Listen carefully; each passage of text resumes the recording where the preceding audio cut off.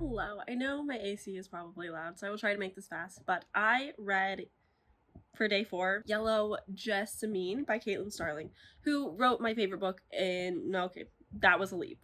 But one of my favorite books since I started getting back into reading, which was The Death of Jane Lawrence. And every time I've picked up a Caitlin Starling since, I've just been disappointed. It just isn't the same book. And I was hoping this one would have something similar because it's gothic horror. And so I was like, hell yeah, this is for me. This is the novella for me. The premise is so interesting. We're following Evelyn, I believe her name is Emma, something like that. And she is kind of a high statue. It feels like they're on an island or something. I'm forgetting some of the small details. I do apologize. But basically, some ships arrive and suddenly the people around her get plagued with some kind of sickness. But the sickness is really an obsession for her. And I just think that's genius. I think that's so fun. She's having to, figure things out. She's paranoid. Things are weird. It's wonky. But, the atmosphere was fine. It's sapphic horror, as I think almost all of Caitlin Starling's works are. But it's, sapphic gothic horror. But the romance is not super strong. It's not a big focus of the story. Keep in mind, this is a short novella, so you can only pack so much in there. But I think this really would have benefited from being a longer book. I think the concept was really cool. I wish that we had more time to see it fleshed out. I don't know. There's just something lacking in it. The writing was fine. The character was nice. The premise was really cool. I just think the concept was really good, but the execution left me desiring for more. But I did read that. Today I will be reading The Lottery, probably more so this evening. And then we're going to be cleaning the house today, so I'm also planning to listen to an audiobook. I'm not sure yet between if I'm going to pick up The Haunting of Velkwood or if I'm going to pick up All the Dead Lie Down. So it's going to be one of those two audiobooks that I pick up. But yes, those are kind of my plans where I'm at right now. Wanted to talk about my little novella that I impromptu kind of picked up. Simon & Schuster Audio presents The Haunting of Velkwood by Gwendolyn Keist, read by Jennifer Pickens.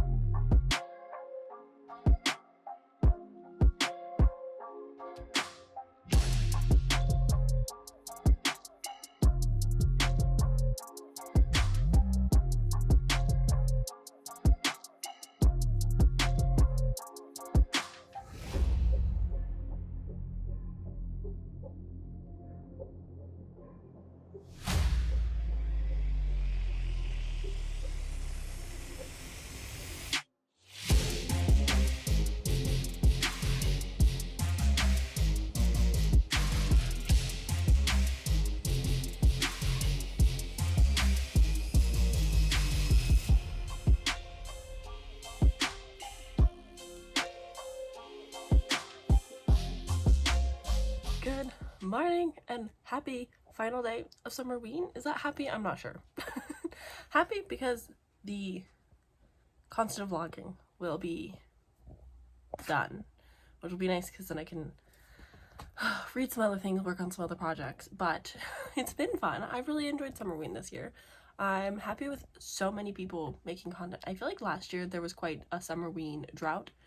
People loosely participated, but it wasn't quite as popular and big, whereas this year, maybe because it's 5-year anniversary, but popping off, and I love it. With that said, last night I finished The Lottery, which found out that her grandson or great-grandson actually made the graphic novel adaptation of an incredibly short story. I think The Lottery is 30 pages. And I don't recommend for your first time being introduced to The Lottery like me. It wasn't surprising. I was expecting, based off the synopsis, what was going to happen in the end. But I feel like the issue with turning a very short story into a graphic novel is you're going to miss a lot of emotional impact from the decisions, and you're not going to feel the same at all, just genuinely at all. I was just reading through it, and I did get my reactions because I was still wait, what? And then it just ended and I was wait, what? But yeah, it doesn't explain anything, which I think is my biggest annoyance, and the short story probably doesn't either. But I am sad that I didn't just read the actual story. When I got this on Libby, it just said the lottery, and I was like, finally, I don't have to read the whole collection, I can just read this one thing. And nope.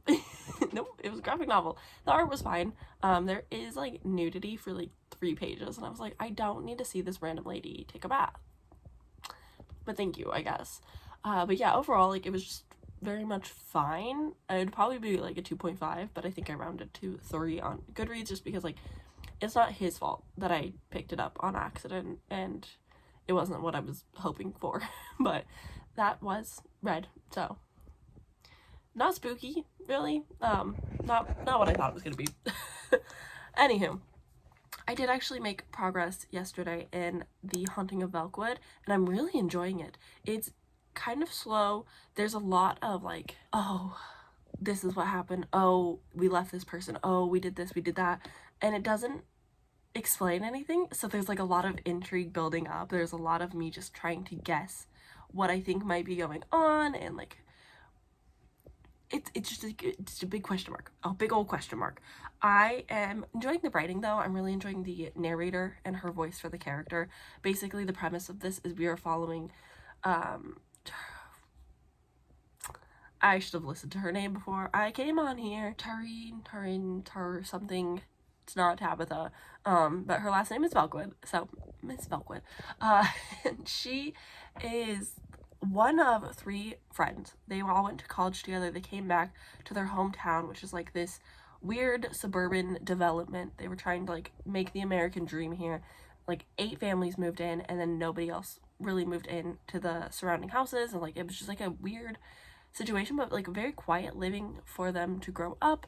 And when they went off to college, they came back, and turns out it became a literal ghost town. Like there's just like this little radius on this block, like these 8 houses, like just this street where nobody can go in except for these 3 girls, but nobody else is able to enter, and the people inside aren't really dead, but they're also not aging, and they're just living on this loop every day, and they're not able to see any, like if the girls from that used to live there go into the town, the townspeople, street people, it's not really a town, they can't see them at all, and they're just like living on a continuous loop of the life before, like when this like incident happened. We don't know what happened. I still don't know what happened. But we know that our main character has a very strong, I need to go back because I left my sister and I want to see her again or solve something or do something. But basically her younger sister was like her driving point, because at first she was very like anti going in, but then she goes in for an hour and she comes back, and it's been 3 months, and I'm just like, okay, so time is different, things are happening. I'm really excited. I'm really enjoying this. I'm gonna finish it today at work, and then I will come home and tell you what I think. But I will also be listening to All the Dead Lie Down today at work. So those are the 2 books in my back pocket for my work day. But then I will come home and update you guys, let you know how they turn out. Hopefully both 5 stars, and then we can close out this video. I'm gonna edit, and it might be up tonight or tomorrow, who knows. I feel like late uploads might not do super well. We'll find out. But anywho, that's that for me. I will see you guys after work.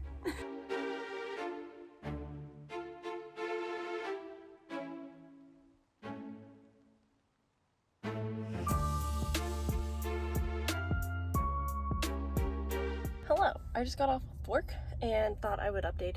I finally finished, and no, I did not forget to read Never Whistle at Night with It, which is by a bunch of Indigenous authors. It's an anthology, and it was so.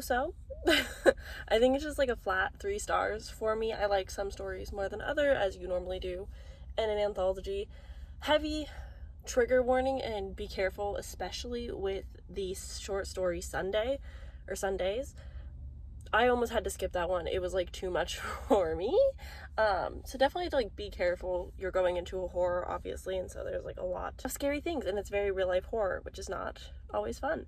So just, you know, be careful for yourself. Watch out. That is what I read. It was 3 stars. I'm gonna go home and I'll tell you about The Haunting of Velkwood. Alright, so let's discuss, let's talk. Also, I know Gary. She hates the camera, so she might not stay long if she realizes. Don't tell her. I finished today at work The Haunting of Belkwood, which is the name of the street and her last name. I'll just enter that little correction here. But I really enjoyed this. I really like the writing. I listened to it at 2.5 speed, so I slowed it down to really like take it in, and the writing was just wonderful. I really enjoyed the writing style. The quotes actually hit, and I was like, ooh, ah, every once in a while. I really enjoyed the romance, the friendships, the just street itself and the mystery around that, and like, oh, the ending. Oh, the ending is so good. It just really came full moment, and it spoke to me, you know, as a lady. I was like, yes. Yes. Yeah, I really enjoyed the ending. I really do recommend this. I think that a lot of people can like it, but it's one of those interesting stories. Like, I don't know why I liked it. Like, the writing was good. I like the characters. The plot is good, but like it's slow, but like it builds so much intrigue that it's like you're constantly questioning what's going on in a good way. Overall, I think that I really enjoyed The Haunting of Belkwood. I really enjoyed the characters. The plot was interesting and kept me excited. I was like ready for whatever was going to happen with glee. And I'm happy that I read it. I really enjoyed it. There was nothing like specific in it that made me go, ah, yes, this is what I love. But it is also like true paranormal, which I love. That's kind of been what I've been wanting from my horror lately, so it's like a good feeling. But with that said, that leads me into the next book. Catherine Teagan Books and Harper Audio present All the Dead Lie Down. So I am almost done, but not quite yet done, with All the Dead Lie Down. And I'm enjoying this one as well. This one definitely leans more fantasy, horror, gothic. We have a coastal, seaside, oceanic vibe, which I love, which makes sense for the House of the House of Salt and Sorrow calm titles, which I love that book for the vibes. So this is like kind of giving similar. It's not quite to the same level, but that's okay. And then also it has The Haunting of Bly Manor, because she's a nanny getting hired to be she's getting hired to be a nanny at the Love Lake estate or house or something. And yeah, I'm really enjoying the writing though. It's definitely YA. It's definitely for younger readers, but not like too young. I am enjoying the characters. It's sapphic. So many sapphic books this month. I love sapphic horror. I am enjoying the plot of this one. In this, we are following Marin, and she is I don't know their ages exactly, so I don't want to say orphaned, but her mom died, and her mom was once friends with this woman, Alice, and Alice is like a prolific writer, author, who Marin has always read her books, loved her books, so on, so forth. And she gets invited to be a nanny there after her tragic mom's death. She obviously accepts and is taking care of these two younger girls while their sister Evie is away at school. And then events happen, some spooky things happen. Evie comes back, they kind of start working together. There's a bit of a mystery going on. We've definitely got like the spooky house atmosphere. Something weird's going on with her mom, and I still don't know what. Like, I have like less than an hour left, I think, and I don't know what's going on. Like, what's happening to the mom? What? Is she okay? But I am overall liking the vibes and the tone. I've discovered like what the main mystery is that's causing these like horror like elements to happen, and I'm enjoying that so far. But I'm definitely intrigued to see like where we could go for this ending. Like, what else is there to do now? Like, there's no big mystery once you find this out, and so I'm very intrigued. Besides like the mom, it's got to be something with the mom, but like what, I don't know. But yeah, I'm liking this. I'm gonna finish this up, and then I will let you know how I feel. But it's feeling like a 4-star right now. I don't think that'll change unless like the ending is super dramatic and I love it. But yes, I'm enjoying them. The characters are solid. They definitely have their issues, but also like it's sweet, and it's not so YA that you're like, oh, you're annoying. So yes, I'm enjoying this one as well. Crazy. We finished. So I finished All the Dead Lie Down, and it had like a nice ending, and then it continued going for like 2.5 hours. And I was listening to 2.75 speed because it's YA, and so I had like 40 minutes or whatever left, and I was just like, why isn't this over? And then it kept going, and I'm like, okay, sure. And then it kept going, and I was like, okay, sure.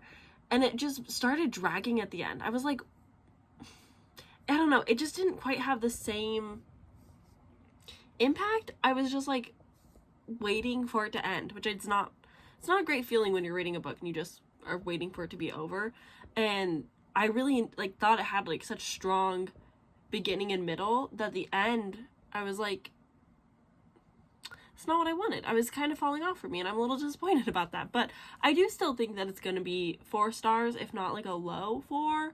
So if we're technical, it'd be like 3.75, which I only do on Storygraph. But like for my normal general ratings, I just keep it to half stars. Because yeah. Anywho, I did like the writing. I did like the atmosphere. I liked the sisters and the relationship being developed.